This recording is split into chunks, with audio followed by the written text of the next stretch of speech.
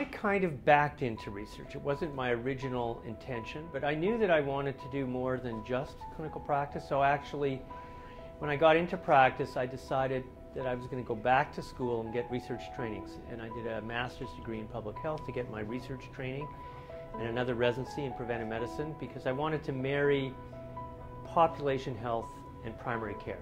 So I ended up taking a job heading up the Sioux Lookout program. And my job was the medical director of this program that coordinated care to 30 fly-in reserves in an area the size of France in northwest Ontario. And Sioux Lookout was the hub. And while I was doing this work, I was overwhelmed by the amount of diabetes in First Nations populations. We know a lot about diabetes now. We've pretty well identified what is the prevalence, and we've identified it as a major pandemic, not just here in Canada, but around the world. We know what the risk factors are, and we actually have very good knowledge on how to treat diabetes to prevent diabetes-related complications.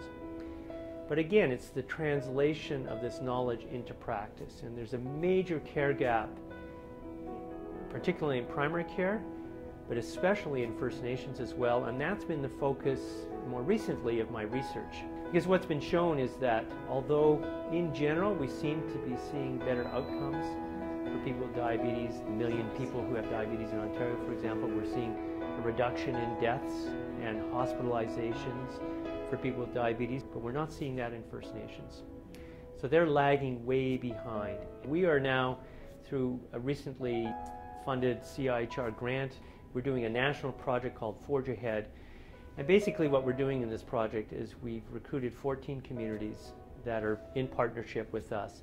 And we are going to test a new model of care delivery on reserve around chronic disease, with the target disease being diabetes, to see if we can't demonstrate that there's a better way to do it with existing resources. And the hope is that this in turn will lead to improvements in healthcare delivery strategies, innovations within existing resources. So I mean, we were very clear that we were going to not provide new staffing and resources to the communities, but rather work with them on how to redesign and improve the care.